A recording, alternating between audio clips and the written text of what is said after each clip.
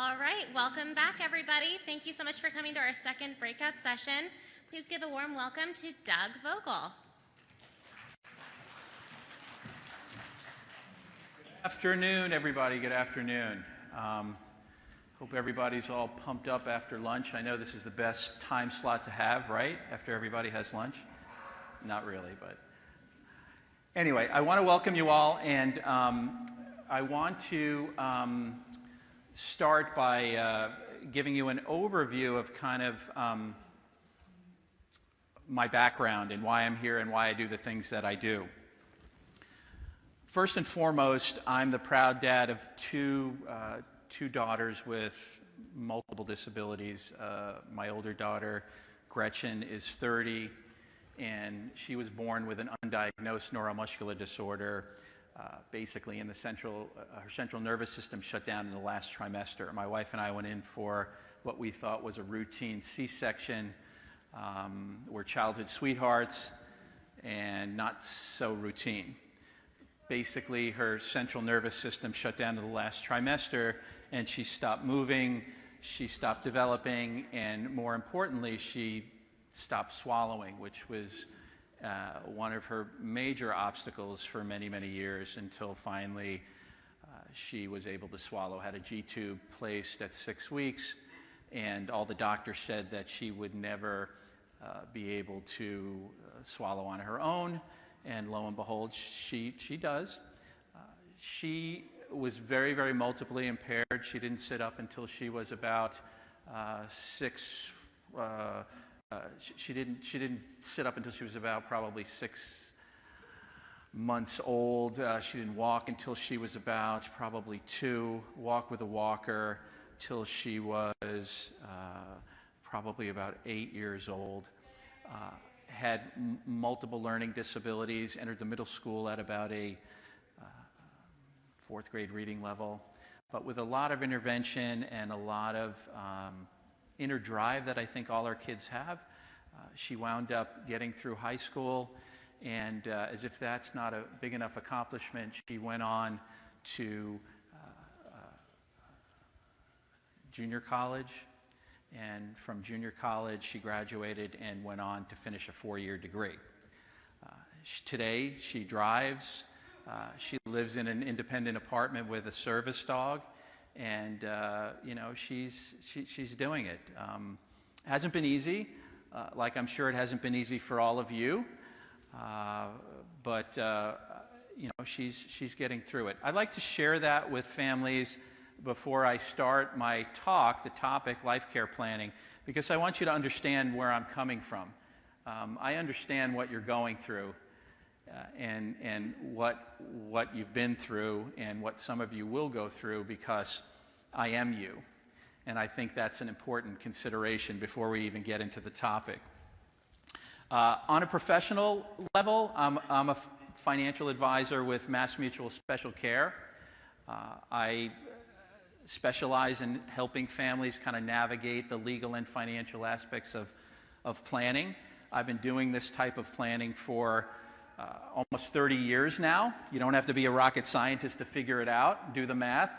My daughter is 30 years old, so that's how I kind of stumbled on this. I went to a workshop, just like you're sitting in a workshop right now, and I learned about all the information that I'm going to share with you this afternoon. And frankly, it scared the heck out of me, not only as a parent, but also as a professional working in this field. So a big light went on in my head, and I said, boy, if I don't know this stuff, probably 9 out of 10 of the families out there giving advice to families like mine were giving them inappropriate advice and setting things up with some possible, potential catastrophic consequences. So I decided to become an expert, and that's what I've done over the last 30 years. And I speak not only throughout the state of Florida, I speak nationally. I've spoken at some major national conferences like Autism Society of America and some other big ones. And my goal is to educate and empower families with information so that you can determine what you've done, or in a lot of instances, what you haven't done relative to addressing this need. Okay, so the topic of my workshop is life care planning, making the future more dependent for your loved one with special needs. Now, what is life care planning? Life care planning is basically getting your affairs in order. It's an all-encompassing plan that involves not only you and your family members, but sometimes, and most times if possible, the individual with disabilities. And it's a plan that encompasses everything, not only legal, financial, social, medical, health, recreation, all those things. It's putting a strategy together that is something that can be implemented when you're no longer there, so that whoever's taking care of your child or your dependent has the ability to pick up the chips and advocate and provide the level of care that you would want for them, not only immediately, but potentially over a lifetime. Because when you think about it, as parents, if we're doing planning for a child, we have to plan, in most instances, 30 and 40 years beyond our death. So it's important to really get these things in order. So if you don't have anything to write with, I would highly recommend you take some notes here, because this is going to be useful information. I pride myself on delivering information that's useful, okay, that you can take back and you can use. So I want you to draw a triangle,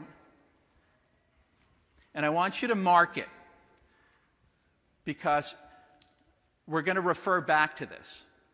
And this is going to help us with our life care plan, okay? On this corner, I want you to write legal. On the other corner, I want you to write financial. And on the top, holding it all together, I want you to write down letter of intent. Letter of intent. Okay? So, life care planning also is estate planning. What is the definition of estate planning? It's getting your affairs in order so that when you die, and you will die, newsflash, what's the probability of death? It's 100%, unless you know something I don't know. So when you die, you want to make sure that there are critical things that are addressed. Like, what would be important to you? If something happened to you, if you're a single parent and you didn't come home tonight, or you're husband and wife, and you got run off the road, and now your child's left behind for someone else to care with, to care for, what would be important to you? Like, maybe, I already said it, who's going to take care of them when you're not there, right? Things that keep you up at night, probably. Who's going to take care of them? Where's the money going to go? Who's going to be in control of that money? Right? All those things are important. Also, one of the things that differentiates us from the typical family out there is protecting government benefits, which some of you might be on now, or some of you might eventually qualify for when your child becomes an adult. Okay? And what's unique about planning when you have someone with a disability is that you have to plan differently to protect eligibility for these benefits. Now, we're going to talk about those benefits, what they are, and why they're important, and how to protect them, and all those things. Okay? So that's the legal side. We're going to start with the legal, we're going to go into the financial, and then we're going to tie everything all together and connect the dots, right? Because a triangle, in order for it to stand up, every point has to connect, because if you don't do all of them, it's not a triangle and it falls down. So let's start with the legal. What's the foundation of every legal plan?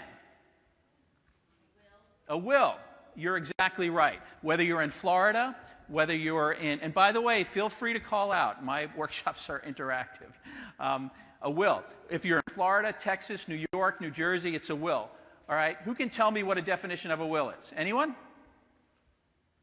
You can tell me if you know. No? I'll tell you. So a will is basically a legal document. It's not something that you're going to go to in aisle 4 of Office Depot. It's not something that you're going to download on LegalZoom. All right? You're going to get a will, but it's not going to be the will that you want, and it's not going to do what you want it to do relative to disability planning. It's a legal document, and it's a legal document that should be done by an attorney. And not any Tom, Dick, and Harry attorney that hangs a shingle on their door and says, look, come on in, I do wills and trusts. They might be proficient for doing maybe general legal planning for typical families, but they might not be proficient in doing planning for families who have disabled family members. So it takes a specialist. And there are attorneys that specialize in doing planning for families who have disabled family members. It's a subsegment of the law. A lot of them are elder law attorneys, okay? You can write that down, elder law attorneys. They don't have to be elder law attorneys, but the majority of them are. Why do you think that is?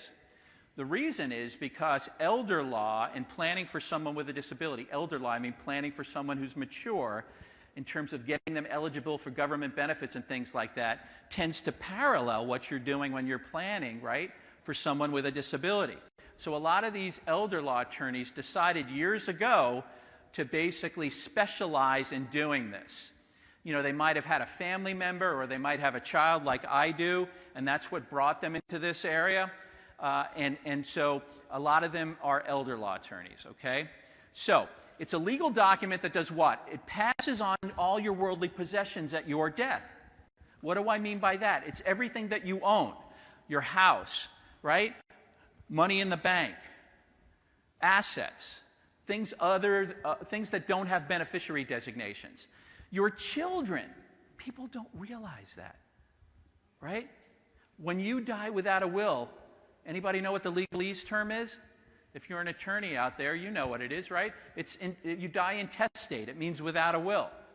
And all that stuff we talked about, where do you think who decides where it goes? The state. Not a good thing. Not a good thing for a typical family, but when you have someone with a disability in your family, you can't do that, okay? So a will is important, and it has to be done right, okay? How many of you have wills in here? Good. How many of you don't have wills? Oh. Well, I got news for you, right? Even though you don't have wills, you do have a will. Because I just told you, right? When you die without a will, who makes up your will? Right? It's the state of Florida. Not a good thing. So it's something that you should give careful consideration to. And I always tell people, you know, and I get feedback from families that don't address this stuff. And I get a lot of common themes where people tell me, look, I just don't know who to choose. That's what's holding me up. Because it's a very difficult decision, right? It's a big responsibility. You know, should it be your brother? Should it be your sister? And people vacillate back and forth, and they don't decide on anything. And then 1 week turns into a month, and then years go by, and then all of a sudden we're 50 years old, and we haven't done anything.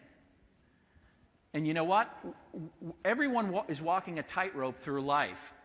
But as we get older, that tightrope kind of gets frailer and frailer, and eventually it can break at any point, but eventually it's going to break. And if there's no safety net and no strategy there, there's going to be a lot of problems.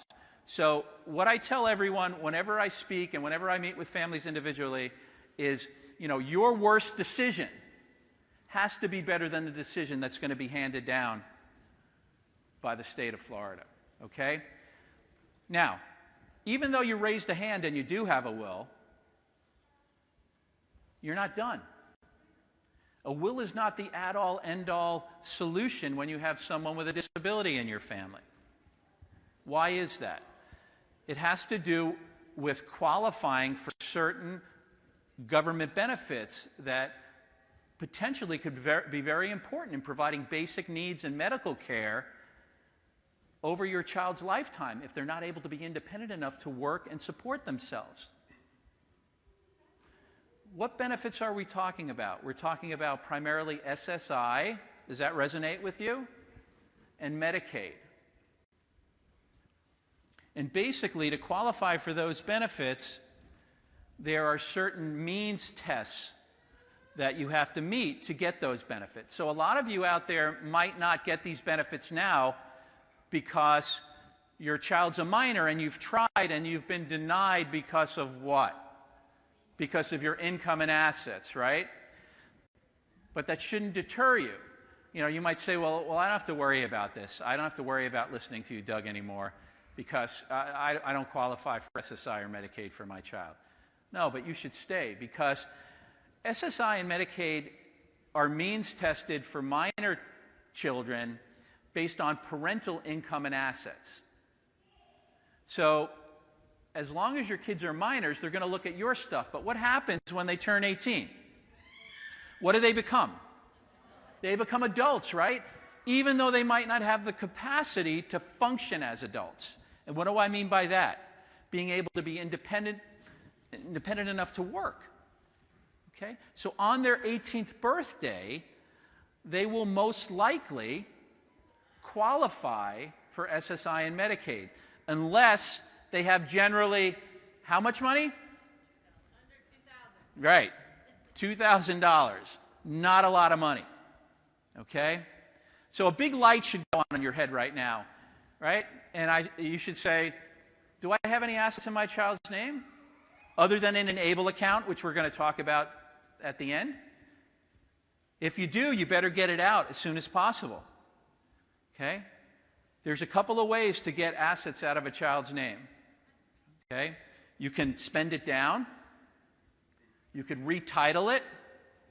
You could transfer the assets, but if you transfer the assets, there's a look-back period. It's 3 years for SSI and it's 5 years for Medicaid. So if your child's young, you can get a jump on it. But if your child's older, then you might not have the same options. You have an option, but it's not that. Okay? So what do we do if we can't? You know what? I'm going to leave the questions till the end, if that's okay, because we're on a time limit, and then I'll answer any of your questions. So what do? Do we disinherit our children? Well, years ago, that's what attorneys used to recommend.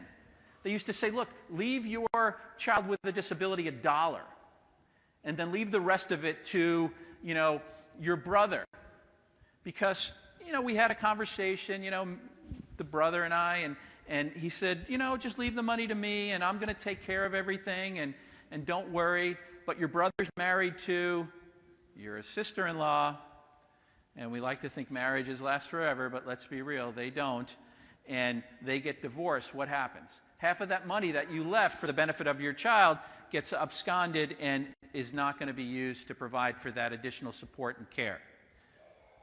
All right? So it's never good to leave assets to someone with a hug and a handshake. So what do you think happened?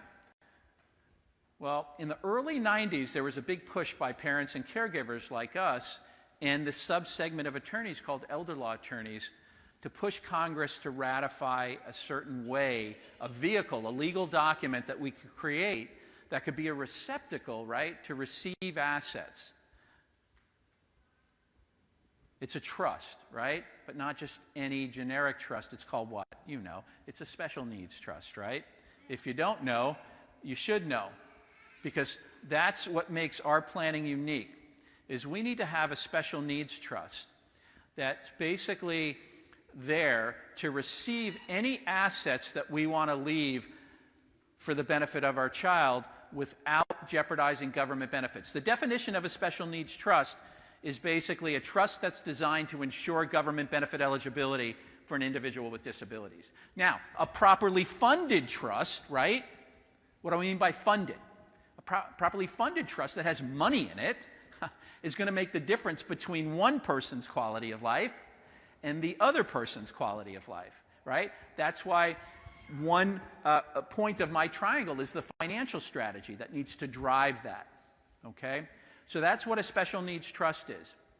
And if you don't have one, if you have a will and you're leaving money outright to your child or to a discretionary juvenile trust within your child, and it's not a special needs trust, it's considered deemable as if you left the money outright to your child. Okay? So, that's something that you want to take a look at if you haven't already addressed. Okay? Now, there's different types of special needs trusts, and I don't have enough time to focus on all of them, but I'm going to talk about the basic type that everyone should have, and that's called a third-party special needs trust. Why is it called a third-party special needs trust? Because the money that's coming into that trust is coming from a third party, right? So if you passed away, any assets that you left through your estate, or if your parents left money, any third party, that goes into a third-party special needs trust. It's protected, it's safeguarded, there's no limit to the amount of money that can go in there. And I want you to make a note of that because, people think, oh, I have an ABLE account. No, that's not the add-all, end-all solution. An ABLE account is just another tool in the arsenal, but it's not going to make the difference in your child's quality of life because you can't leave enough assets in there, or you can't save enough assets, right, to provide for that level of care that your child's going to need. So special needs trusts are still just as relevant as they were prior ABLE account years, okay? So this money can go in there. There could be millions of dollars. It can provide for your child's supplemental needs, and on the day that they die, if there's any money left over there, in there, it can pass on to remainder beneficiaries. So other family members, siblings, whatever it might be, that money can perpetuate. That's a third-party special needs trust. The other type of special needs trust, and some of you might have this as well, is what's called a first-party special needs trust. And a first-party special needs trust is typically set up in primarily two ways. The first way would be the reason why your child is disabled is, let's say there was a medical negligence at a hospital, or there was an accident or a drowning, and so you sued and you litigated and now you're going to get an award. If that money was left outright, that would be considered deemable and they wouldn't be able to qualify for benefits. So a way to avoid that would be to set up a first-party special needs trust, which is there to receive the settlement. Now, you don't get something for nothing with the government. The government will say, look, we'll allow you to protect that money, to provide for their supplemental needs, but on the day that they die, if there's any money left over, guess what? We get it back. We have a lien on it. Also, a first-party special needs trust is typically set up in an instance where, let's say, what you do for one child, you do for the other, and you've been saving money for college, and your child's on the autism spectrum, and a lot of children go to college who have autism. Don't get me wrong, but let's say they're not that candidate, and now you've got all this money, saved, and it's in their name. What are you going to do? You're not going to spend it down, certainly if it's a sizable amount. You can create a first-party trust and avoid the look-back, right? The 5-year, the 3-year. You can put it in that special needs trust, first party, and qualify them for benefits from day one. But again, there would be a lien on that. Also, a first-party trust could be created by a disabled individual themselves.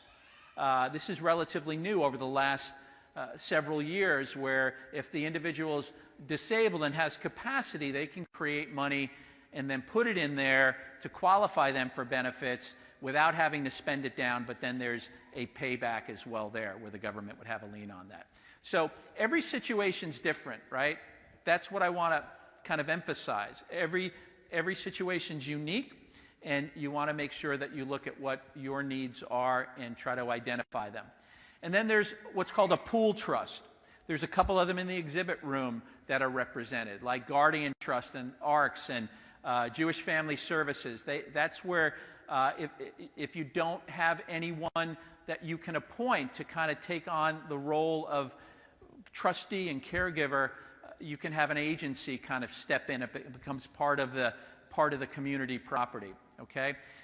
The takeaway here is everyone generally should have a third-party special needs trust. So if you have a will or you have general planning and you don't have a third-party special needs trust, you want to add that to your estate plan, okay? So let's talk about the government benefits. We kind of skipped over that. Why are they important? What is SSI? SSI is supplemental security income, right? It's a monthly subsistence that Social Security would either pay that family, that minor, of the minor child or the adult to basically kind of offset their basic needs. It's a monthly check that they would get every month. It could be, $500 a month, or it could be a max today, I think it's like $793 a month, depending upon if the child's living with you, if you're charging them rent, so on and so forth. And that's a check that's there to provide for a basic monthly support. And then there's Medicaid. And that's important, because if they're going to be dependent for the rest of their life, that's a benefit that could offset care. And then there's the Medicaid.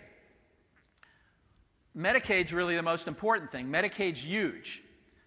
Medicaid not only provides for health care, it provides for prescription drugs, dental, therapy. It's basically the ticket to the Magic Kingdom for someone with a disability. So, you want to protect eligibility for those services. And the only way to do that is to create that trust to receive those assets. Now, when you're creating the trust and you're doing your estate plan, you have to pick different people to fill different roles, right? There's primarily two roles when you're doing your estate plan. There's the guardian and the trustee. The guardian's the person who you're going to appoint if you pass away, who's going to step in and is going to become your child's parent. They're going to take care of them. They're going to raise them, care for them, make decisions for them. You can appoint that guardian in your will. If there's a minor child, it's an automatic appointment, okay? The trustee is the person who's going to manage the money, primarily the trust we're talking about. Not by themselves, but probably with the help of an advisor. But more importantly, that's the person who's going to use that money discretionarily in your child's best interest. They could be the same, or they can be different, right? A lot of people, not a lot of people, but a lot of people who really don't have their pulse on this are very quick to recommend that they're two different people. I don't know why, but maybe they think that the guardian thinks with their heart and the trustee thinks with their head, so there's kind of checks and balances there. But my point is, you have to look at what your situation is and look at the dynamics in your family to decide who's going to be best suited to kind of fill that role.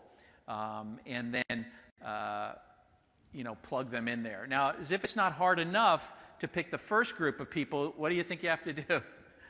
You have to do succession planning, right? Because you could pick someone like your sister or whoever, and then something could happen, and you've passed away, and the trust was funded, and life goes on. So someone has to step in and fill those roles. That's why you have to do succession planning, both in terms of guardian and trustee. Okay? So that's sort of the legal platform in a nutshell in terms of protecting eligibility for benefits. One of the other things to think about on the legal side is guardianship. Guardianship, we're basically always going to be our children's parents. They're going to be our children, but what happens when they turn 18? What do they become? They become adults, right? And we said earlier, even though they might not have the capacity to kind of, make those decisions. So on their 18th birthday, you potentially might have to, you can do it a little bit before to petition, but you might have to actively petition the court to maintain those parental controls through guardianship. And there's different ways to do guardianship. The simplest and most efficient way is to retain an attorney that kind of specializes in doing this. And there's different levels of guardianship. I'm not going to spend a lot of time on that because, again, we're limited for time. But there's general guardianship, which is typically you have to prove a complete lack of capacity. In Florida, it's something where they hire an attorney for your child. Typically, in all of these, there's a panel of 3 professionals, and they take it seriously. That's where you would maintain the same parental control as you do as a parent minor child. So that's general guardianship. But not everybody falls under a general guardianship, especially on the autism spectrum and some other developmental disabilities, which might be higher functioning. They might not lack a complete capacity. And they might just need protection and safeguarding in certain areas.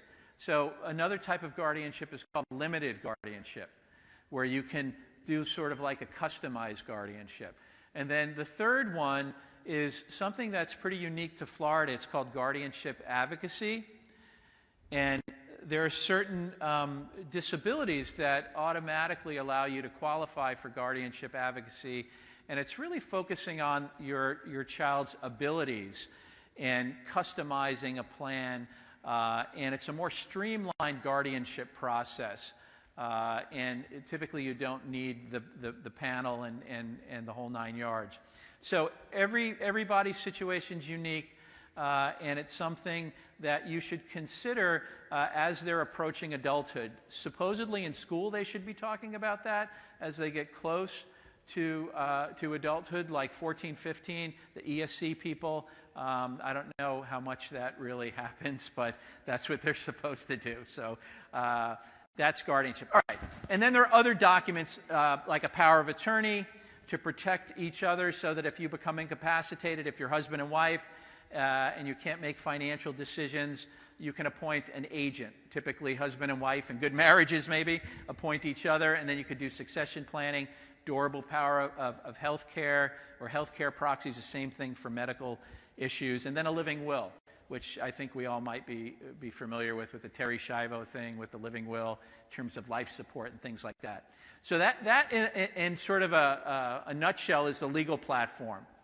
That's that one corner of the triangle. Let's kind of go up to the top of the triangle, and let's talk about the letter of intent. And then we're going to finish it with the financial strategy, because that kind of drives everything, okay? Now you've got the legal platform, you got all the T's crossed, the I's dotted. You're going to protect government benefits. You're deciding who's going to get the assets, who's going to be in control of the assets. You're appointing a guardian, a trustee of the trust, all those things. You did all those documents. Now let's talk about the letter of intent. Letter of intent is basically a letter of instruction to those future caregivers. Who is it done by? It's done by you, right? It's done by the parent or the caregiver. And what does it say? It's basically a letter to those future caregivers telling them who you are as a family, and more importantly, who your child is or your dependent is, right? When were they diagnosed? Was it at birth? Was it the result of an accident, an injury, an insult? You're going to open it up with sort of a chronological overview from the time they were diagnosed to the current day. You're going to touch upon milestones met, not met, complications, sort of high level. And then you're going to drill down into 2 sections, okay? The first one is what's called the factual stuff. And the second one is what I call the intent stuff. So what's the factual stuff? If something happens to you and your wife, or you and your husband, or if you're a single parent, life goes on. People are going to be stepping into your shoes. What do they need to know? They need to know information. What type of critical information? What do you think? Doctors, right? Name, address, phone number, email. What are they being treated for? What types of tests have been done? Medications. What is the medication for? What's the dosage? Not only medications they're on, but medications they might have been on that they've had issues with. Okay? Therapy. Do they get therapy? Is it school-based? Is it private? Is it a combination? What are they doing? Is it ABA therapy? Is it OT? Is it PT? Is it speech? Is it oral therapy? My daughter received 11 hours a week of OT, PT, and speech until she was 7 years old. She walked with braces and a walker until she was 7 years old. She went to school with a nurse until she was 7 years old. Okay? She got fed with a G-tube till she was 13 years old. Do you think every person knows how to do those things and deal with those things? Of course not, right? Think about who these people are. They're our family members, our brothers and sisters. They have their own issues. It's going to be hard enough grieving, let alone taking all this on. Can you imagine not having any information? Not only doctors that they currently go to, but maybe doctors that you wouldn't take your worst enemy to. How many of you have doctors like that? I could write a book over 30 years, right? Especially if they're going to be staying in the same area, maybe. Okay, so we talked about therapy. Where do they go to school? Are they in district? Are they out of district? Who's the ESC contact? Who's the principal, the nurse, the social worker? All those day-to-day things. You can talk about their strengths, their weaknesses, their likes, their dislikes. Now, is this document going to stay the same? No, it's a living document. We're going to get older, they're going to get older, circumstances are going to change, good or bad. How often do you think you should update it? Every year, benchmark a point every year, okay? A lot of people say, yeah, I do it every year on my child's birthday. Not me. That's a happy occasion. I don't want to be thinking about this stuff.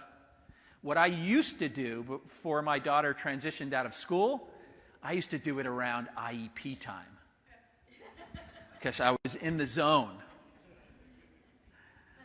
So I could be focused on that, okay? So you want to do it at least annually, or during the year, if there's a change, good or bad, you can make that change, right? You're going to do it on a computer. That goes without saying, right? I mean, everybody does everything on a computer.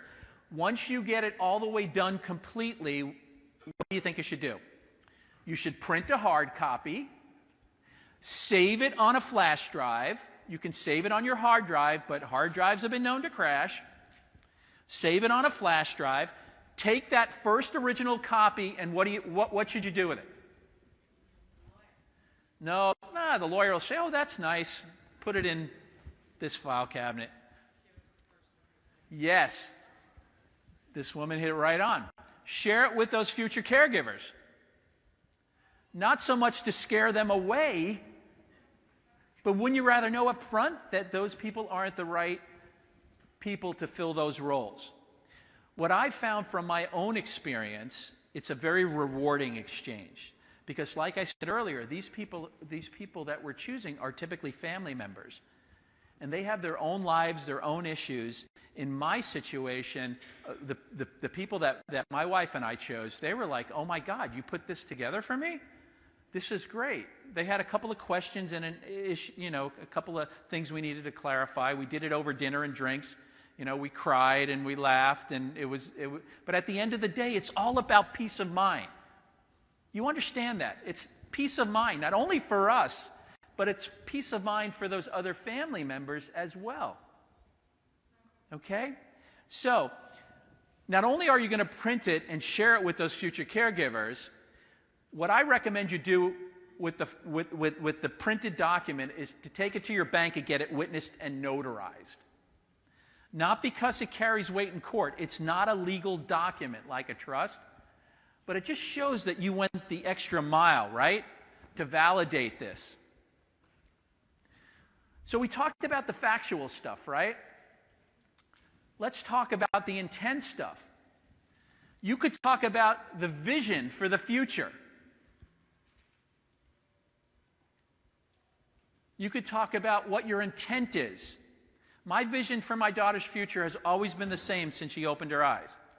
I always wanted her to be as independent as possible. And my daughter was very, very, very impaired.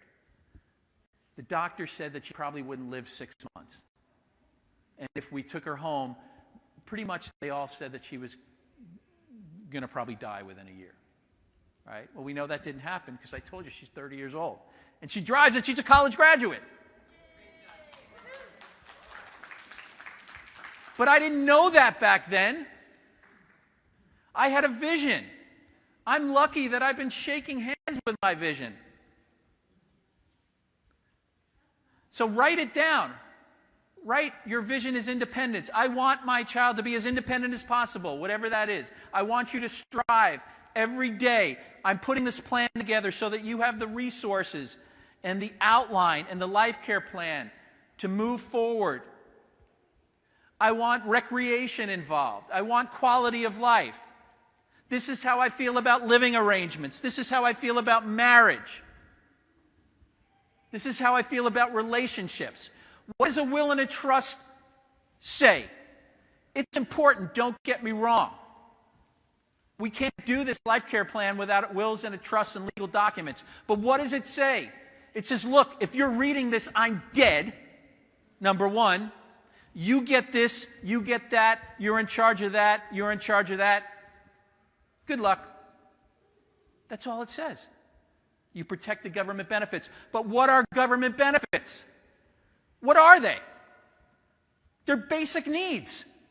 It's a nominal existence. I don't want that for my daughter. I'm sure you don't want that for your child. Not now, not ever. They're important. I'm not going to turn away $700 a month from the government to offset basic needs tax-free if my daughter can't work and support herself, and I'm going to have to support her for the rest of her life. And the Medicaid is critical because Medicaid drives everything that's available for people with disabilities. But that's basic needs. That's not quality of life. That's why it's so important to do this planning.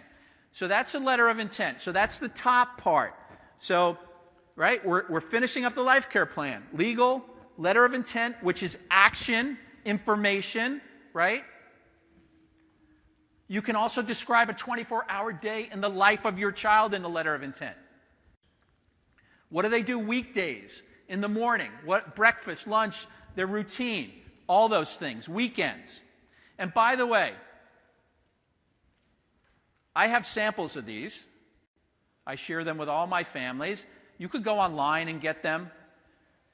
Mine happens to be fillable so that you can plug and play and save it and then, update it periodically. So it's important for you to write down the information. But these templates are available for families to use, okay? So let's talk about the financial strategy. Because you can have the best-looking trust on the block with all the T's crossed and the I's dotted, and you're going to be protecting government benefits, which is important for all the things we talked about, but we already established that that's basic needs. It's a nominal existence. And frankly, who the heck knows what government benefits are going to be in the next 10 years, 20 years, the way this country's going? So you have to take the initiative and self-insure. You could have a letter of intent with all this information and intent on how to care for your child and that vision and quality of life. But frankly, what does your life care plan need to work? Don't be afraid to say it. Money. It either gets it now, we should all be so lucky, or it gets it at some point in the future, which is where most of us land when we're no longer there. If you do proper planning. How does it get there? You need to plan. You're not going to play the lottery, although you can, but statistically, it's not a good strategy. And everybody has the ability to plan. I don't care what your economic strata is. I don't care what your gender is. Everybody has the ability to plan. It's just a question of looking at what you have and how to leverage what you have in the most cost-effective way to do what we need to do, which is what? Which is to make sure the money's there at the right time.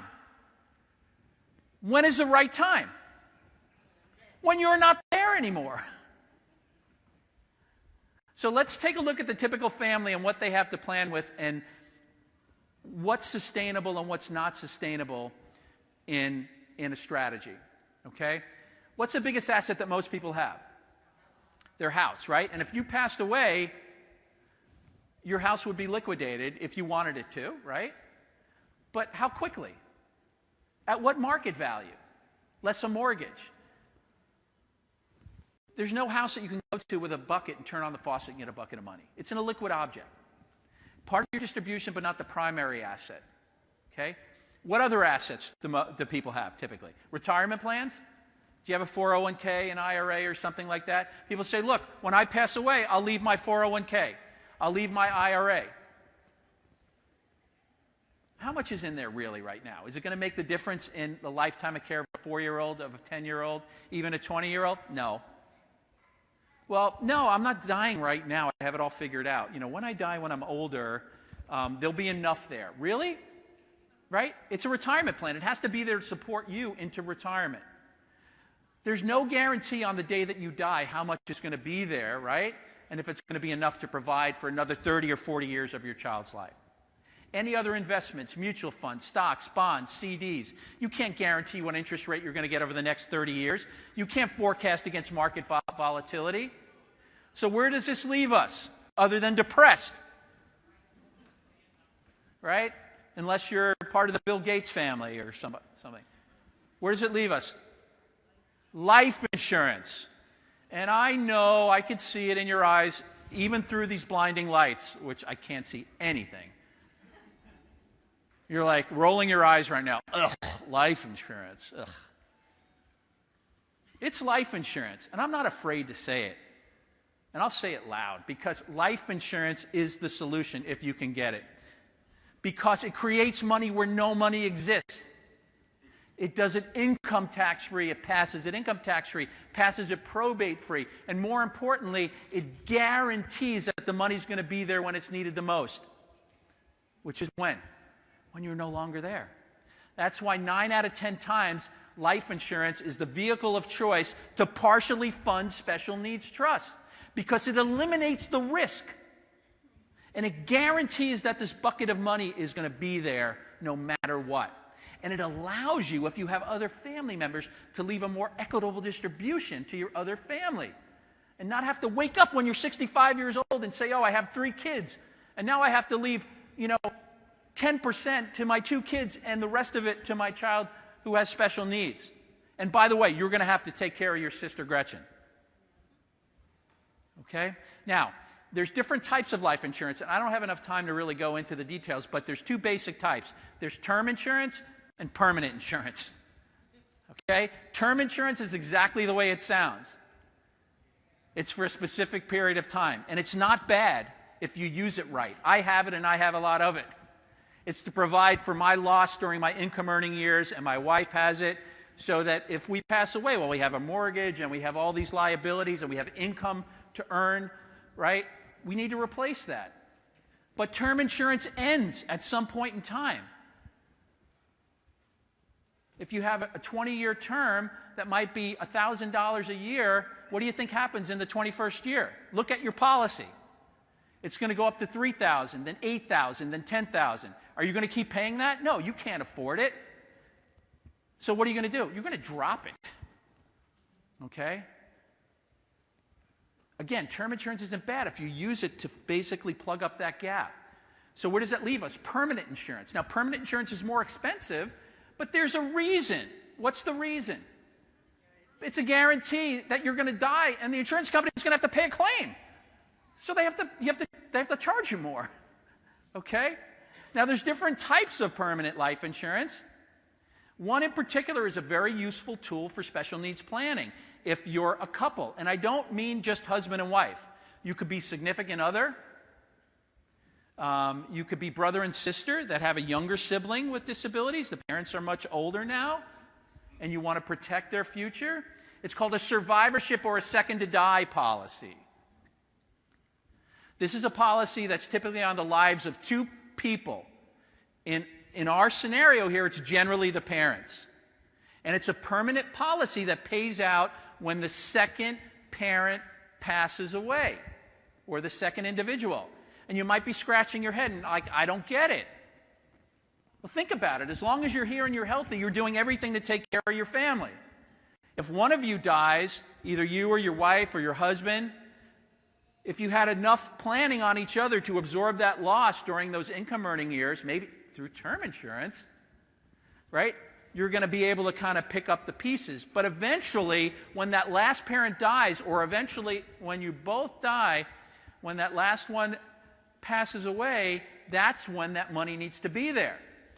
And so this is a nice way for us to make sure that that trust is funded when parents are no longer there. Not only conceptually does it work, it's very cost effective. You know, permanent insurance is more than term insurance for what reasons we said, but survivorship, because they pay when the second person dies, they discount the premium by 50% generally.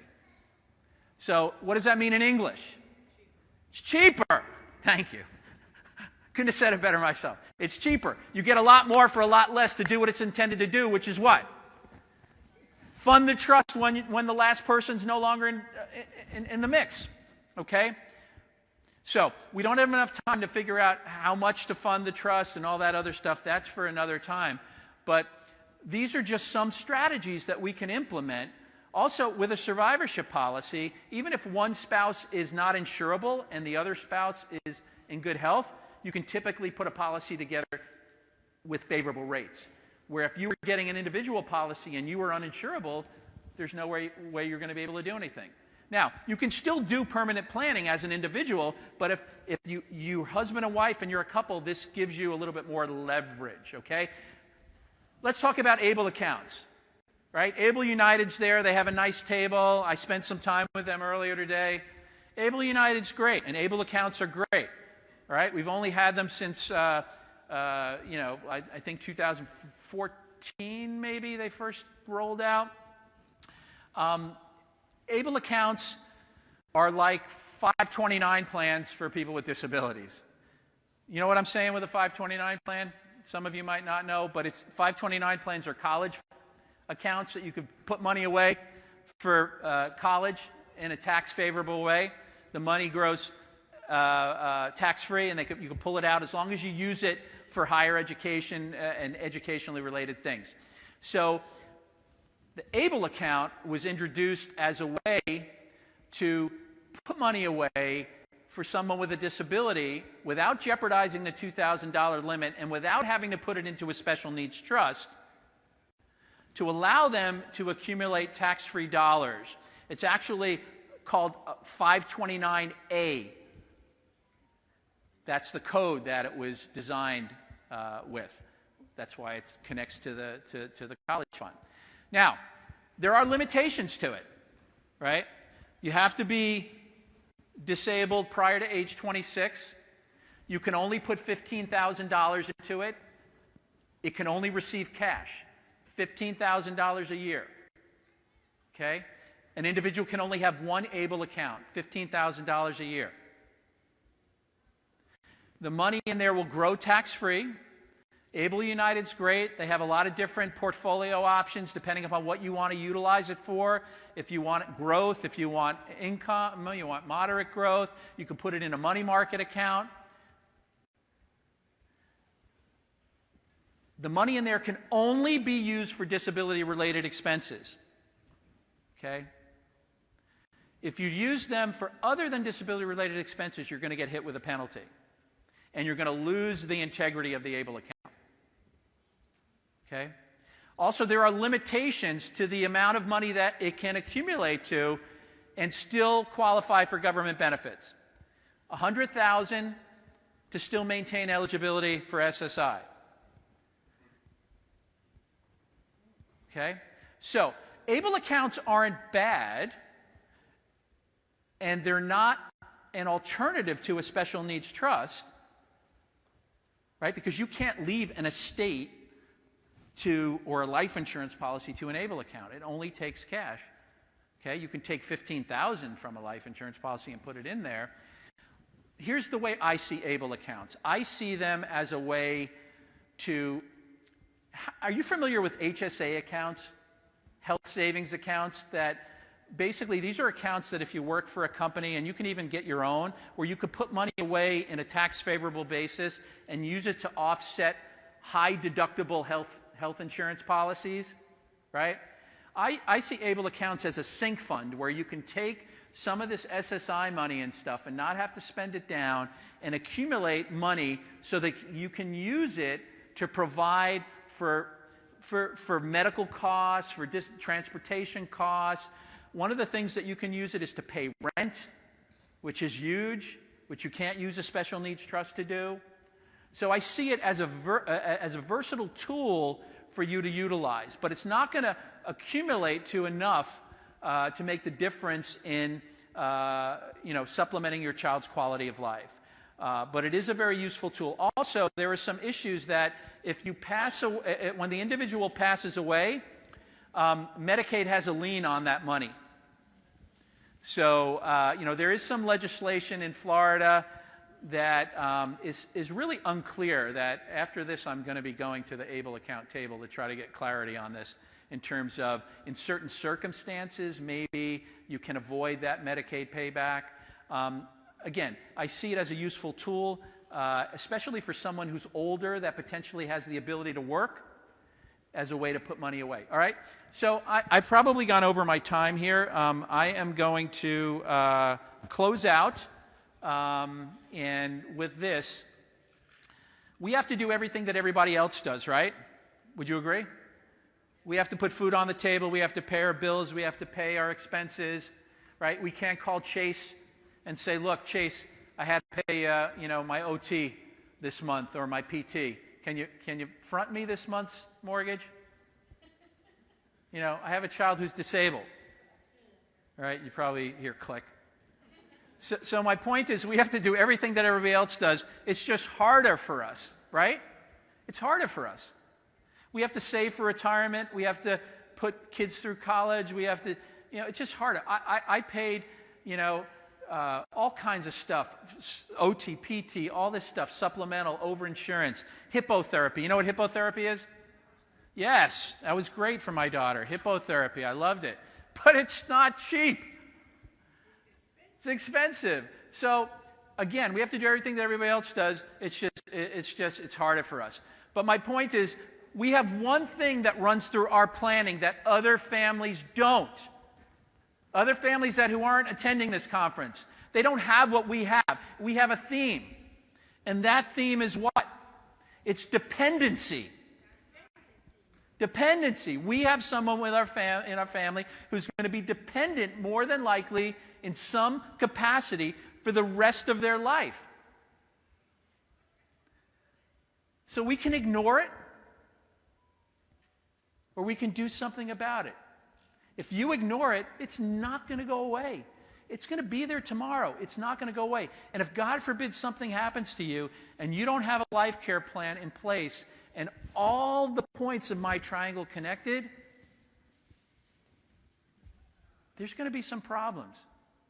Not for you, because you won't be here anymore, but it's going to be for your family members, and it's not going to be easy for your loved one, right? We want to provide that path that's going to ensure their quality of life, okay? So with that, I'll end. I think I still have a few minutes for questions. Feel free to raise your hand. Yes, you? So I do have the special needs trust, Mm-hmm. and I've never used any of it. I've been saving it all my daughter's life. You've been putting money into the trust? Yes, and built it. Built it? Not huge. I don't have a lot of money, but enough. And so to use it for anything, there's they said 40% tax rate because of the money earned, right? Yep. If you take it out of that and put it into the ABLE account, does it avoid that tax? Yes, ABLE accounts grow tax-free. So any money you put in an ABLE account is going to go tax-free. However, I wouldn't take it out of the trust that you already have in there to do that. I don't know what it's invested in and stuff like that. There could be some taxable event there. But one of the things you might think about, and a lot of my families have done this, is depending upon, and most special needs trusts are drafted with language in it that you can use the dollars in there, as long as it's a third-party special needs trust, to pay life insurance premium. Why would you just want to put dollar for dollar in there when you can turn $1 into $10,000 or $1 million? Yes. Yes. Yes, absolutely. So I would recommend putting day-to-day money you're going to use to offset your child's care in an ABLE account. Have the money grow tax-free. Maybe do, depending upon what your child's age is, and if you want some growth there, do maybe some sort of portfolio and then leave some of it out in the money market account in the ABLE account, right? ABLE United. I'm very familiar with it.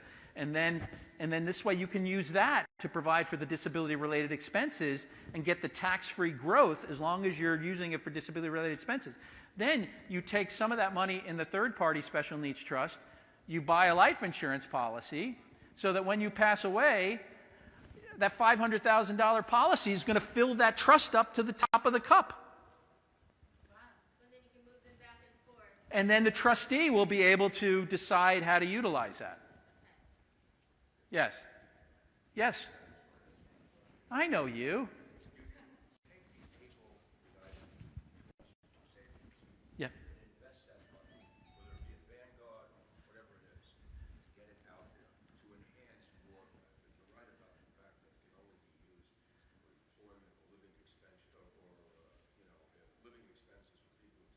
Right. But my concern is, let's say if you have a lot of investments, whatever it is, whether it's stocks, bonds, Sure. whatever it is. Yeah. How do you insulate yourself from the IRS and things like that? Right. Where they don't take a certain amount of money from that. You know what I'm saying? Right. Yeah. Well, that's just basic estate planning. Whatever you're going to leave for the benefit of your child or dependent with a disability, it's going into a special needs trust. It has to. That's the only way it's going to be protected and safeguarded. It's going to preserve benefits. The ABLE account is basically money that is there for discretionary dollars, for money that gifts, things like that. Term is good. Term life insurance is good.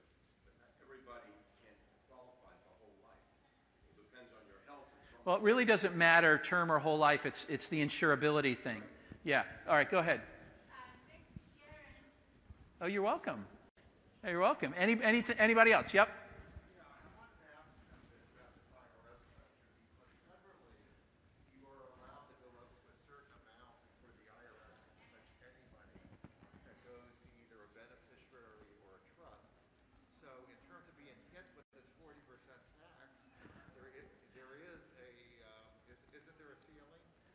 Yes. So an estate passes tax-free over $1 million, maybe $2 million, then you have to check.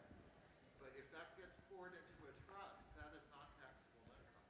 That's right. Okay, Yeah. that's very important to know. Yeah. Everybody thinking, okay. Yeah. I thought she was talking about tax on the income, but Right. Yeah. Right. So let me ask you a question. Yeah. That we're dialoguing. sure. So I have a trust. I have two daughters. Yep. And basically, it's 50-50 because we want both daughters. But for my daughter who has a disability, Yep. we have a trustee. And in the trust itself, the wording is that none of this money in the trust Yeah. can be used. The state cannot use this trust money for her basic living. Yeah, that's basically how a special needs trust is drafted. If you want to know if you have a special needs trust or not, it says the money in the trust should supplement, not supplant, what's being provided by the government. If it doesn't have that language, it's not a special needs trust. Okay. All right. I'm going to end. I have a sign-up sheet here. I know that a lot of people left, and my contact information's in the book. If anybody wants a packet, I typically follow up and send a packet that summarizes everything I talked about. I know you wrote notes, and I encourage people to write notes because I think there's nothing as powerful as writing it in your own hand. But if you want a packet that'll have everything we talked about, articles that I've written, articles that I've been in, my bio, all kinds of useful tips and points. And if there's any additional follow-up you want, any questions we didn't answer, or you want to schedule a call or whatever it might be, I'd be happy to do that. So I'm going to leave the sign-up sheet here, and then I'll stick around for a few more minutes while they transition over and answer any additional questions, okay?